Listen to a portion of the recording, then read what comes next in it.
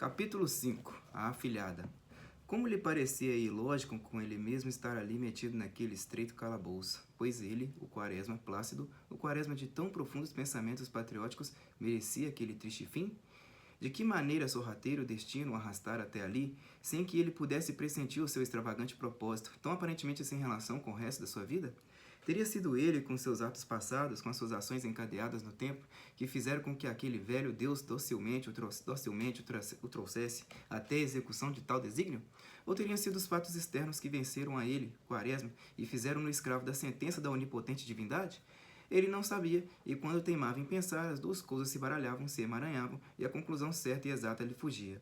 Não estava ali há muitas horas. Fora preso pela manhã, logo ao erguer-se da cama, e pelo cálculo aproximado do tempo, pois estava sem relógio, e mesmo se o tivesse, não poderia consultá-lo. A fraca luz da masmorra imaginavam podia ser 11 horas. Por que estava preso? Ao certo não sabia. O oficial que o conduzira nada lhe quisera dizer. E desde que saíra da ilha das enxadas para a das cobras, não trocara palavras com ninguém, não vira nenhum conhecido no caminho, nem o próprio Ricardo, que lhe podia, com um olhar, com um gesto, trazer sossego às suas dúvidas. Entretanto, ele atribuía a prisão à carta que escrevera ao presidente, protestando contra a cena que presenciara na véspera. Não se pudera conter. Aquela leva de desgraçados a sair assim a desorras, escolhidos a esmo para uma carniçaria distante, falara fundo a todos os seus sentimentos, pusera diante dos seus olhos todos os seus princípios morais, desafiara a sua coragem moral e a sua solidariedade humana, e ele ia escrever a carta com veemência, com paixão e indignado. Nada omitiu do seu pensamento, falou claro, franca e nitidamente. Devia ser por isso que ele estava ali naquela masmorra, engaiolado, trancafiado, isolado dos seus semelhantes como uma fera, como um criminoso sepultado na treva, sofrendo umidade, misturado com os seus detritos, quase sem comer. Como acabarei? Como acabarei? E a pergunta lhe vinha no meio da revoada de pensamentos que aquela angústia provocava a pensar. Não havia base para qualquer hipótese. Era de conduta tão irregular e incerto o governo que tudo ele podia esperar, a liberdade ou a morte, mais esta que aquela. O tempo estava de morte, de carnificina. Todos tinham sede de matar para afirmar mais a vitória e senti-la bem na consciência, coisa sua, própria e altamente honrosa. Iria morrer, quem sabe, se naquela noite mesmo? E que tinha ele feito de sua vida? Nada. Levara toda ela atrás da miragem de estudar a pátria, por amá-la e querê-la muito, no intuito de contribuir para a sua felicidade e prosperidade. Gastara a sua mocidade nisso, a sua virilidade também. E agora que estava na velhice, como ela o recompensava, como ela o premiava, como ela o condecorava, matando-o. E o que não deixara de ver, de gozar, de fruir na sua vida? Tudo. Não brincara, não pandegara, não amara. Todo esse lado da existência que parece fugir um pouco à sua tristeza necessária, ele não vira, ele não provara, ele não experimentara. Desde 18 anos que o tal patriotismo lhe absorvia, por ele fizera a tolice de estudar inutilidades. Que lhe importavam os rios? Eram grandes? Pois que fossem. Em que lhe contribuiria para a felicidade saber o nome dos heróis do Brasil? Nem nada. O importante é que ele tivesse sido feliz. Foi? Não. Lembrou-se das suas coisas de tupi, do folclore, das suas tentativas agrícolas. Restava disso tudo em sua alma uma satisfação? Nenhuma. O tupi encontrou a incredulidade geral, o riso, a mofa, o escárnio, e levou-o à loucura. Uma decepção. E a agricultura? Nada. As terras não eram ferazes e ela não era fácil como diziam os livros. Outra decepção. E quando o seu patriotismo se fizera combatente, o que achara? Decepções. Onde estava a doçura de nossa gente? Pois ele não havia combater como feras? Pois não havia matar prisioneiros inúmeros? Outra decepção. A sua vida era uma decepção, uma série melhor, um encadeamento de decepções. A pátria que quisera ter era um mito, era um fantasma criado por ele no silêncio do seu gabinete. Nem a física, nem a moral, nem a intelectual, nem a política que julgava existir havia. A que existiu de fato era a do tenente Antonino, a do Dr. Campos, a do Dr. Itamaraty. E bem pensando, mesmo a sua pureza, o que vinha a ser a pátria, não teria levado toda a sua vida norteada por uma ilusão, por uma ideia menos, sem base, sem apoio, por um deus ou uma deusa cujo império se esvaía? Não sabia que essa ideia nascera da amplificação da crendice dos povos greco-romanos de que os ancestrais mortos continuariam a viver como sombras e era preciso alimentá-las para que eles não perseguissem seus descendentes? Lembrou-se do seu fustel de Coulanges. Lembrou-se de que essa noção nada é para os Menenana, para tantas pessoas. Pareceu-lhe que essa ideia, como que fora explorada pelos conquistadores por instantes sabedores das nossas subserviências psicológicas, no intuito de servir às suas próprias ambições. Reviu a história, viu as mutilações, os acréscimos em todos os países históricos e perguntou de si para si. Como um homem que vivesse 4 séculos sendo francês, inglês, italiano, alemão, podia sentir a pátria?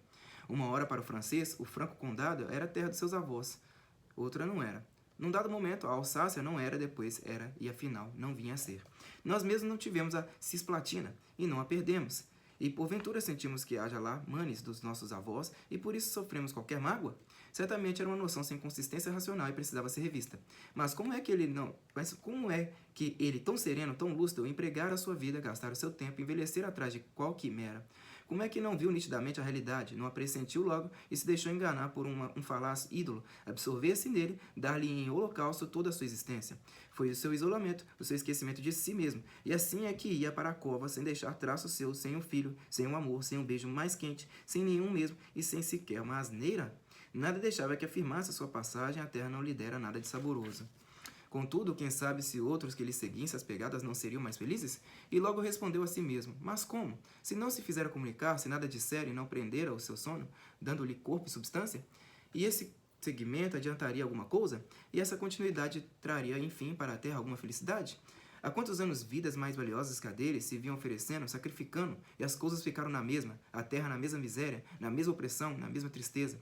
E ele se lembrava que há bem 100 anos, ali, naquele mesmo lugar onde estava, talvez naquela mesma prisão, homens generosos e ilustres estiveram presos por quererem melhorar o estado de coisas de seu tempo. Talvez só tivessem pensado, mas sofreram pelo seu pensamento. Tinha havido vantagem? As condições gerais tinham melhorado? Aparentemente sim, mas bem examinado, não. Aqueles homens acusados de crime tão nefando em face da legislação da época tinham levado 2 anos a ser julgados, e ele, que não tinha crime algum, nem era ouvido, nem era julgado, seria simplesmente executado. Fora bom, fora generoso, fora honesto, fora virtuoso. Ele que fora tudo isso, ia para a cova sem o acompanhamento de um parente, de um amigo, de um camarada. Onde estariam eles? Sobre o Ricardo Coração dos Outros, tão simples e tão inocente na sua mania de violão, ele não poria mais os olhos? Era tão bom que o pudesse para mandar a sua irmã o último recado, ao preto Anastácio, um adeus, à sua afilhada um abraço. Nunca mais vê-los ia, nunca. Ele chorou um pouco. Quaresma, porém, enganava-se em parte. Ricardo soubera de sua prisão e procurava soltá-lo. Teve notícia do exato motivo dela, mas não se intimidou. Sabia perfeitamente que corria grande risco, pois a indignação no palácio contra Quaresma fora geral. A vitória tinha feito os vitoriosos inclementes e ferozes, e aquele protesto soou entre eles como um desejo de diminuir o valor das vantagens alcançadas. Não havia mais piedade, não havia mais simpatia nem respeito pela vida humana.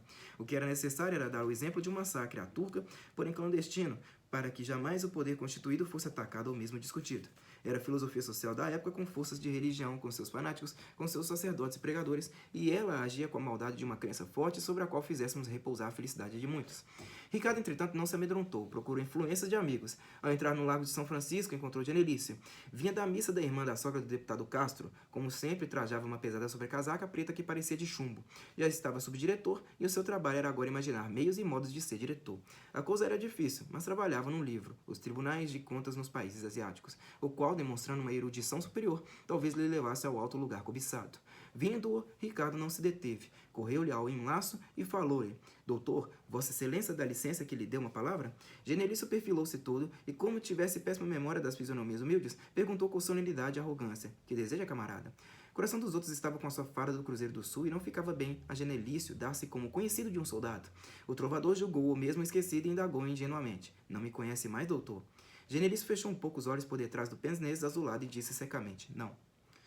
Eu fiz com humildade Ricardo. Sou Ricardo Coração dos Outros, que cantou no seu casamento. Genelício não sorriu, não deu mostra de alegria e limitou-se. Ah, é o senhor. Bem, que deseja? O senhor não sabe que o Major Quaresma está preso? Quem é? Aquele que foi vizinho do seu sogro? Ah, aquele maluco. E daí? Eu queria que o senhor se interessasse. Não me meta nessas coisas, meu amigo. O governo tem sempre razão. Passe bem.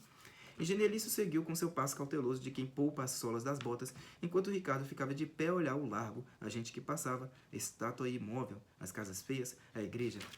Tudo lhe pareceu hostil, mau ou indiferente. Aquelas caras de homens tinham cataduras de feras, e ele quis por um momento chorar de desespero por não poder salvar o amigo.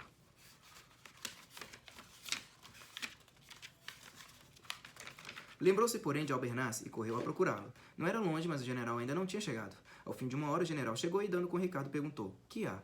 O trovador, bastante emocionado, explicou-lhe com voz dorida todo o fato. Albernaz consertou o pensnês, ajeitou bem o trancelim de ouro na orelha e disse com doçura: Meu filho, eu não posso. Você sabe, sou governista e parece, se eu for pedir um preso, se eu for pedir por um preso, que já não sou bastante, sinto muito, mas que se há de fazer, paciência. E entrou para seu gabinete prazenteiro, muito seguro de si, dentro do seu plácido uniforme de general. Os oficiais continuavam a entrar e sair. As campainhas iam sair. As campainhas soavam. Os contínuos Iam e vinham, e Ricardo procurava entre todas aquelas fisionomias uma que lhe pudesse valer. Não havia, e ele desesperava. Mas quem havia de ser? Quem? Lembrou-se, o comandante, e foi ter com o coronel Bustamante na velha estalagem que servia de quartel ao garboso Cruzeiro do Sul. O batalhão ainda continuava em pé de guerra. Embora terminada a revolta no porto do Rio de Janeiro, era preciso mandar forças para o sul, de forma que os batalhões não tinham sido dissolvidos e um dos apontados para partir era o Cruzeiro. O alferes coxo, no ensaboado pátio da antiga estalagem, continuava na sua fatina de instrutor dos novos recrutas. Ombro, armas, meia, volta. Ricardo entrou, subiu rapidamente a oscilante escada do velho cortiço e logo que chegou ao cubículo do comandante gritou: "Com licença, comandante!" Bustamante andava de mau humor. Aquele negócio de partir para o Paraná não lhe agradava. Como é que havia de superintender a escrita do batalhão no fervor de batalhas, nas desordens de marchas e contramarchas? Isso era uma tolice do comandante marchar. O chefe devia ficar a resguardo para providenciar e dirigir a escrituração. Ele pensava nessas coisas quando Ricardo pediu licença. "Entre", disse ele. O bravo coronel coçava a grande barba mosaica, tinha o dolimã desabotoado, e acabava de calçar um dos pés de botina, para com mais decência receber o inferior. Ricardo expôs o seu pedido e esperou com paciência a resposta que custou a vir. Por fim, Inocêncio disse, sacudindo a cabeça e olhando o inferior, cheio de severidade: "Vai-te embora, senão mando te prender, já." E apontou com o dedo à porta da saída num gesto marcial e enérgico. O cabo não se demorou mais. No pátio, o instrutor Coxa, o veterano do Paraguai, continuava com a solenidade a encher a arruinada estalagem com as suas vozes de comando. "Ombro, armas, meia, volta, vou ver." Ricardo veio andando triste e desalentado. O mundo lhe parecia vazio de afeto e de amor. Ele, que sempre que decantara nas suas modinhas a dedicação, o amor, as simpatias, via agora que tais sentimentos não existiam. Tinha uma achada atrás de coisas fora da realidade, de quimeras. Olhou o céu alto, estava tranquilo e calmo. Olhou as árvores. As palmeiras cresciam com orgulho e titanicamente pretendiam atingir o céu. Olhou as casas, as igrejas, os palácios e lembrou-se das guerras, do sangue, das dores que tudo aquilo custara. E era assim que se fazia a vida, a história e o heroísmo, com violência sobre os outros, com opressões e sofrimentos. Logo, porém, recordou que era preciso salvar o amigo e que era necessário dar mais uns passos. Quem poderia? Consultou sua memória. Viu um, viu outro e por fim lembrou-se da filhada de Quaresma e foi procurá-la na real grandeza. Chegou, narrou-lhe o fato e as suas sinistras apreensões. Ela estava só, pois o marido cada vez mais trabalhava para aproveitar os despejos da vitória. Não perdia um minuto andando atrás de um e de outro. Olga lembrou-se bem do padrinho, do seu eterno sonhar, da sua ternura, da tenacidade que punha em seguir as suas ideias, de sua candura de donzela romântica. Durante um instante, uma grande pena tomou-a toda inteira e tirou-lhe a vontade de agir. Pareceu-lhe que era bastante a sua piedade e ela ia de algum modo dar lenitivo ao sofrimento do padrinho. Mas bem cedo o viu ensanguentado. Ele tão generoso, ele tão bom, e pensou em salvá-lo. Mas que fazer, meu caro senhor Ricardo? Que fazer? Eu não conheço ninguém, eu não tenho relações. Minhas amigas... A Alice, a mulher do doutor Brandão, está fora. A Cacilda, a filha do Castrioto, não pode. Não sei, meu Deus. E acentuou estas últimas palavras com grande, lancinante desespero. Os dois ficaram calados. A moça que estava sentada tomou a cabeça entre as mãos e as suas unhas longas e aperoladas engastaram-se nos seus cabelos negros. Ricardo estava de pé e aparvalhado. "Que hei de fazer, meu Deus?" repetiu ela. Pela primeira vez, ela sentiu que a vida tinha coisas desesperadoras. Possuía a mais forte disposição de salvar seu padrinho. Faria sacrifício de tudo, mas era impossível, impossível. Não havia um meio, não havia um caminho. Ele tinha que ir para o posto de suplício, tinha que subir o seu calvário sem esperança de ressurreição. Talvez seu marido, disse Ricardo. Pensou um pouco, demorou-se mais no exame do caráter do esposo, mas em breve viu bem que o seu egoísmo, a sua ambição e a sua ferocidade interesseira não permitiriam que ele desse o mínimo passo. Qual esse? Ricardo não sabia o que aconselhá-la e olhava sem pensamentos móveis e a montanha negra e alta que se avistava da sala onde estavam. Queria encontrar um alvitre, um conselho, mas nada. A moça continuava a cravar os dedos nos seus cabelos negros e a olhar a mesa em que repousavam os seus cotovelos. O silêncio era augusto. Num dado momento, Ricardo teve uma grande alegria no olhar e disse: "Se a senhora fosse lá..." Ela levantou a cabeça, os seus olhos se dilataram de espanto e o rosto lhe ficou rígido. Pensou um pouco, um nada e falou com firmeza: "Vou." Ricardo ficou só e sentou-se. Olga foi vestir-se. Ele então pensou com admiração naquela moça que por simples amizade se dava a tão arriscado sacrifício que tinha a alma tão ao alcance dela mesma e a sentiu bem longe desse nosso mundo, deste nosso egoísmo, dessa nossa baixeza, e cobriu a sua imagem com um grande olhar de reconhecimento. Não tardou que ela ficasse pronta e ainda abotoava as luvas na sala de jantar quando o marido entrou. Vinha radiante com seus grandes bigodes e o seu rosto redondo cheio de satisfação de si mesmo. Nem fez menção de ter visto Ricardo e foi logo direito à mulher. "Vai sair?" Ela, afogueada pela ânsia desesperada de salvar Quaresma, disse com certa vivacidade: "Vou." Armando ficou admirado de vê-la falar daquele modo. Voltou-se um instante para Ricardo, quis interrogá-lo, mas logo dirigindo-se à mulher, perguntou com autoridade: "Onde vais?" A mulher não lhe respondeu logo e, por sua vez, o doutor interrogou o trovador: "Que faz o senhor aqui?" O coração dos outros não teve ânimo de responder, adivinhava uma cena violenta que ele teria querido evitar, mas Olga adiantou-se. Vai acompanhar-me ao Itamaraty para salvar da morte meu padrinho, já sabe? O marido pareceu acalmar-se. Acreditou que, com meios suasórios, poderia evitar que a mulher desse passo tão perigoso para seus interesses e ambições. Falou docemente. Fazes mal. Por quê? Perguntou ela com calor. Vais comprometer-se. Sabes que... Ela não lhe respondeu logo e mirou-o um instante com seus grandes olhos cheios de escárnio. Mirou-o 2 minutos, depois riu-se um pouco e disse, é isto. Porque eu, é só eu para aqui, eu para ali, não pensas noutras coisas. A vida é feita para ti, todos só devem viver para ti. Muito engraçado. De forma que eu, agora digo eu também, não tenho o direito de me sacrificar, de provar a minha amizade, de ter na minha vida um traço superior? É interessante. Não sou nada, nada. Sou alguma coisa como um móvel, um adorno. Não tenho relações, não tenho amizades, não tenho caráter? Ora... Ela falava, ora vagarosa e irônica, ora rapidamente apaixonada. E o marido tinha diante de suas palavras um grande espanto. Ele vivera sempre tão longe dela, que não a julgara nunca capaz de tais assomos. Então aquela menina? Então aquele bibelô? Quem lhe teria ensinado tais coisas? Quis desarmá-la com uma ironia e disse risonho. Estás no teatro? Ela lhe respondeu logo. Se é só no teatro que há grandes coisas, estou. E acrescentou com força. É o que te digo, vou e vou porque devo, porque quero, porque é do meu direito. Apanhou a sombrinha, consertou o véu e saiu solene, firme, alta e nobre. O marido não sabia o que fazer, ficou assombrado e silencioso viu-a sair pela porta fora. Em breve estava no palácio da Rua Larga. Ricardo não entrou, deixou que a moça o fizesse e foi esperá-la no campo de Santana. Ela subiu. Havia um imenso burburinho, uma agitação de entradas e saídas. Toda a gente queria mostrar-se a Floriano, queria cumprimentá-lo, queria dar mostras da sua dedicação, provar os seus serviços, mostrando-se co-participante da sua vitória. Lançava mão de todos os meios, de todos os planos, de todos os processos. O ditador tão acessível antes, agora se esquivava. Havia quem lhe quisesse beijar as mãos, como ao Papa ou ao Imperador, e ele já tinha nojo de tanta subserviência. O califa não se supunha sagrado e aborrecia-se. Olga falou aos contínuos, pedindo ser recebida pelo marechal. Foi inútil. A muito custo conseguiu falar. Um secretário ou ajudante de ordens. Quando ela lhe disse a que vinha, a fisionomia terrosa do homem tornou-se de oca, e sob suas pálpebras correu um firme e rápido lampejo de espada. Quem, Quaresma? Disse ele. Um traidor, um bandido. Quem? Quaresma? Disse ele, um traidor, um bandido. Depois arrependeu-se da veemência, fez com certa delicadeza. Não é possível, minha senhora. O marechal não a atenderá. Ela nem lhe esperou o fim da frase. Ergueu-se orgulhosamente, deu-lhe as costas e teve vergonha de ter ido pedir, de ter descido do seu orgulho e ter enxovalhado a grandeza moral do padrinho com seu pedido. Com tal gente, era melhor tê-lo deixado morrer só e heroicamente no ilhéu qualquer, mas levando para o túmulo inteiramente intacto o seu orgulho, a sua doçura, a sua personalidade moral, sem a mácula de um empenho que diminuísse a injustiça de sua morte, de que de algum modo fizesse crer aos seus algozes que eles tinham direito de matá-lo. Saiu e andou. Olhou o céu, os ares, as árvores de Santa Teresa e se lembrou que por estas terras já tinham errado tribos selvagens, das quais um dos chefes se orgulhava de ter no sangue o sangue de 10 mil inimigos.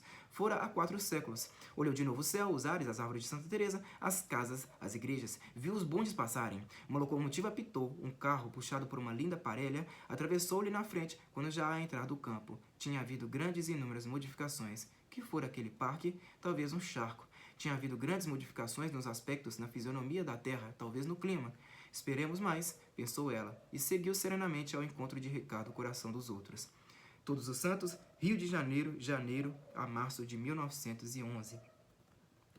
Bom, pessoal, essa aqui foi a leitura do livro Triste Fim de Policarpo Quaresma, tá? Do grande autor Lima Barreto. No próximo vídeo aí, eu vou ler as atividades, para que vocês consigam aí... como eu posso dizer? Vamos ver se vocês aprenderam bem a respeito do livro, né? Aprenderam muito com o livro. Na verdade, são 4 atividades, não é isso? Cada uma aí tem várias perguntas. Eu vou deixar isso aí para vocês no próximo vídeo. E também eu preciso mostrar a definição das palavras que eu pulei nesses 3 últimos capítulos, é isso? Deixa eu ver. 1, 2, 3, 4. Não, nos 4 últimos capítulos eu pulei a definição das palavras mais difíceis, beleza? Então vou deixar isso aí no próximo vídeo. Eu acredito que vai ser bem rápido. Muito obrigado a todos vocês que me acompanharam aqui na leitura dessa grande obra, tá? Isso aqui é uma das maiores obras da literatura brasileira, beleza? É isso daí, até a próxima e falou!